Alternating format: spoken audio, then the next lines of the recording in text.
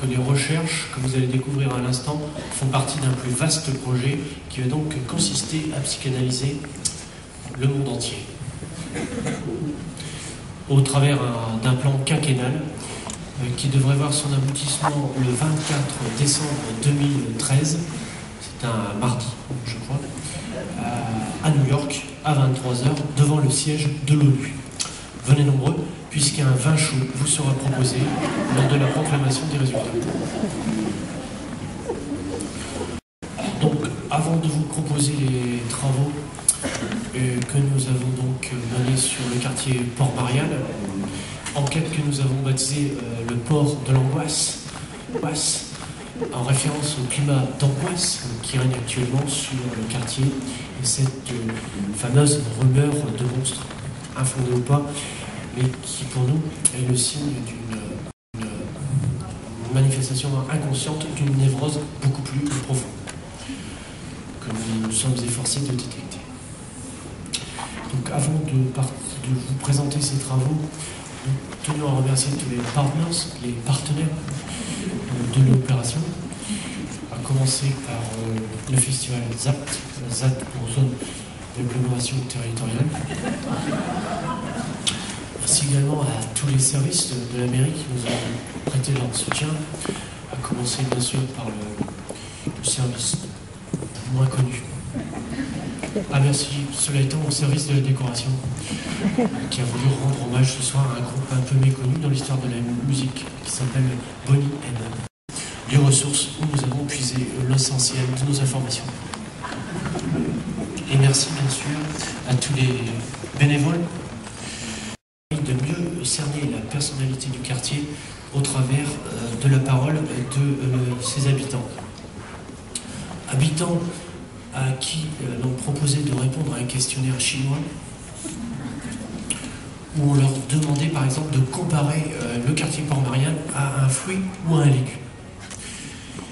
Alors c'est souvent l'ananas et la noix de coco qui sont arrivés, qui ont été mentionnés de par la présence de nombreux palmiers dans le quartier. Mais le quartier Port-Marianne a souvent été comparé à un poireau parce qu'il est vert et blanc en même temps. Ensuite, on demandait aux personnes interrogées de comparer Port-Marianne à un animal. Là, c'est la pieuvre et l'éléphant qui sont revenus, de par sans doute le côté un peu tentaculaire du quartier et de Montpellier en général. Mais la réponse la plus intéressante est venue de quelqu'un qui a comparé Port-Marianne à un crabe et qui essayait de rejoindre la mer en marchant un peu dans tous les sens. Ensuite, on demandait de comparer le quartier à une personne et nous donner son âge. Alors, on a souvent dit que Port-Marianne était une trentenaire dans la force de l'âge, mais on l'a aussi comparé à un jeune enfant de 1, 3, voire 5 ans, ce qui nous a paru assez cohérent, puisque dans l'enquête, on a plus eu tendance à aller vers de la pédopsychanalyse que vers de la psychanalyse urbaine proprement dite. Et on s'est plus intéressé vraiment par de Port-Marianne qu'à Port-Marianne, Californie. Et une chanson que je ne connaissais pas personnellement qui s'appelle Ou Lagadou, Lagadou. Ensuite, on demandait aux personnes de comparer Port-Marianne à un film, un titre de film. Alors là, Sur les quais, souvent revenu. Prends l'oseille et tire-toi. Et aussi, Il était une fois dans l'Est, mais dans l'Est de Montpellier. Et puis pour terminer, on demandait aux personnes quel pourrait bien être le couple mythologique à l'origine de la naissance de Port-Marianne. Alors des gens nous ont dit que le quartier serait né du mariage entre le Lez et la mer, d'autres du mariage entre une Porsche et une Jaguar, et du mariage entre Georges Frêche et Hélène Mondron. Donc merci à toutes ces personnes de nous avoir permis de nous aider à mettre en évidence qui pourrait être la singularité névrotique du quartier. Singularité, spécificité névrotique que je vous invite à découvrir en commençant par mettre en perspective l'arbre généalogique de la ville de Montpellier, même si vous allez le voir, il s'agit plutôt d'un arbre mythogénéalogique, puisque la plupart des ancêtres détectés s'avèrent être des ancêtres mythologiques. À commencer, mot qu'on peut donc considérer comme le père géologique, le père biologique de la ville, mot dont l'étymologie exacte suscite encore de vives polémiques dans la région. Certaines personnes nous ont dit que Montpellier voulait dire le mont pastel, d'autres le mont des épices. La piste la plus connue, c'est le mont Pelé. Mais on nous a évoqué aussi la possibilité que Montpellier voulait dire le mot des jeunes filles, ce qui correspond à la sociologie urbaine de la ville, avec effectivement énormément de jeunes filles qui nous ont qui ont un peu retardé l'enquête et qui nécessiterait une étude plus approfondie. Cela étant, la piste qui nous a le plus interpellé, lacaniquement parlant, c'est la piste de Montpellier qui voudrait dire le mont démon. Le mont démon. Ce qui, lacaniquement parlant, nous mettrait sur la dimension sulfureuse de la question des origines qui a vraiment obsédé la ville dès sa naissance et jusqu'à aujourd'hui. Surtout quand on sait que Montpellier naît dans une région qui s'appelle la Septimania, avec aux alentours des villes comme Béziers, Nîmes, Narbonne, Orange, Marseille, Arles, qui ont pour le coup un long passé grec et romain derrière elles. Ce qui nous fait dire d'ailleurs que dans cet arbre mythogénéalogique, on peut les assimiler à des sortes de vieilles tantes romaines, voire des vieilles tantes grecques. Les tantes grecques vis-à-vis desquelles Montpellier va vite souffrir d'un véritable complexe d'infériorité. Un peu la mère spirituelle de la ville, qui se marie, on le voit ici, avec le roi d'Aragon, comte de Barcelone. Le roi d'Aragon, comte de Barcelone. Ce qui fait que durant 150 ans, Montpellier va se retrouver avec un père adoptif qui va être le royaume d'Espagne et qu'elle va bénéficier d'une marge de liberté assez conséquente. Ce qui fait que les médecins juifs, arabes et catholiques vont pouvoir travailler ensemble et contribuer au premier essor démographique de la ville. Une ville qui va atteindre la population de 80 000 habitants, ce qui en faisait une des plus grandes villes d'Europe vers 1350. Sauf que patatras,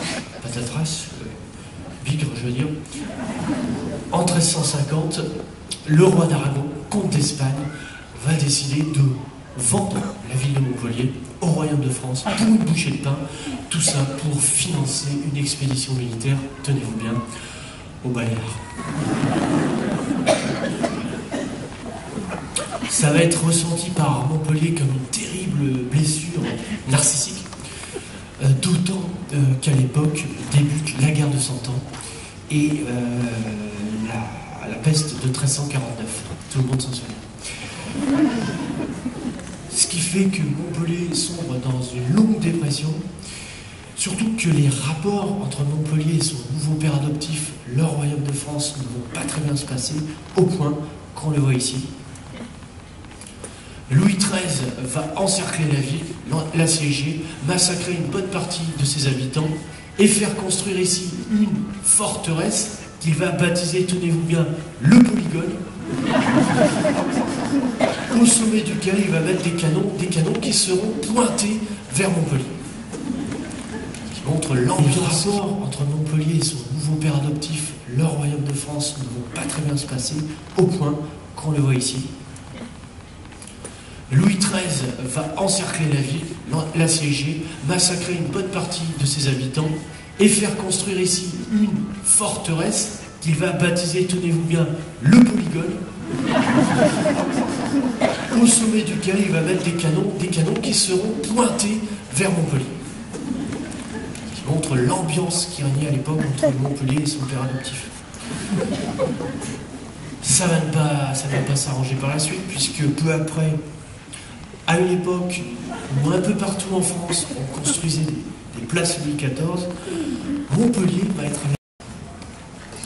Montpellier va aller jusqu'à essayer de se tracer un axe historique, un axe majeur, un axe haussmannien sur la rue Foch, qui n'est même pas une avenue.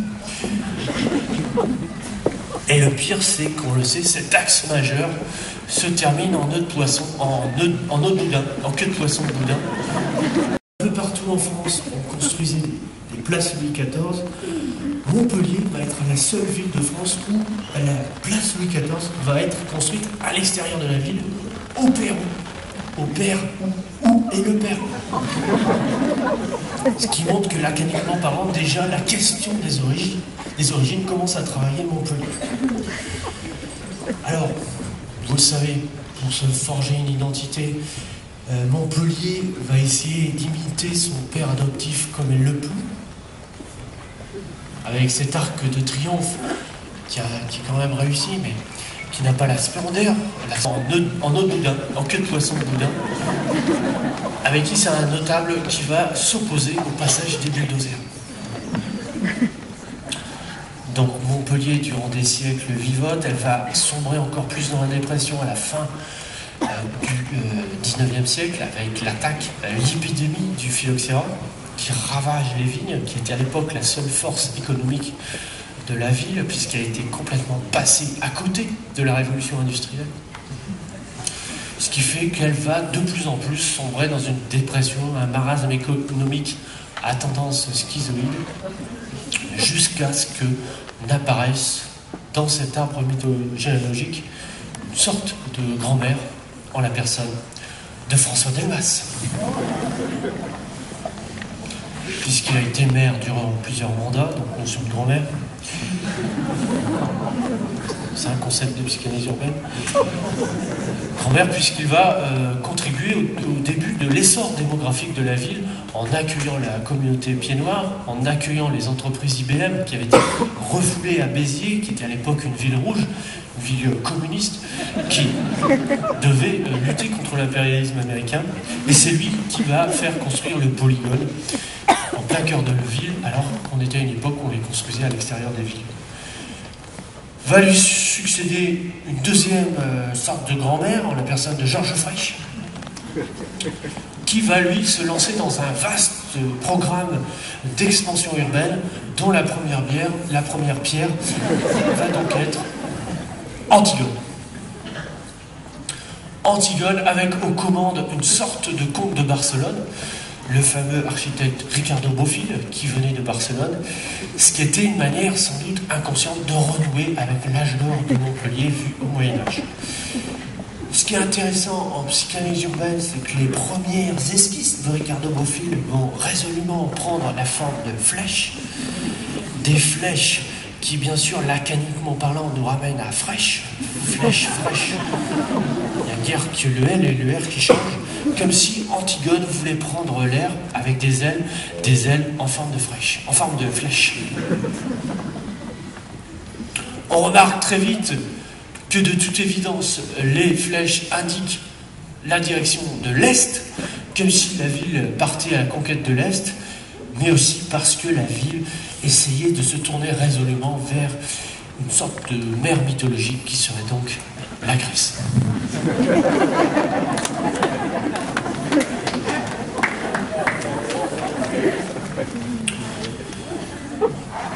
Autre découverte, cette fois-ci morphochartographique, on a fait sur le projet final d'Antigone, qui ne ressemble plus trop à une flèche, c'est une clé. Une clé comme si, là, c'était une volonté plus affirmée que, via Antigone, Montpellier voulait ouvrir une clé d'une porte qui donnerait là sur la mer. La mer Méditerranée. À l'époque, on s'était également aperçu que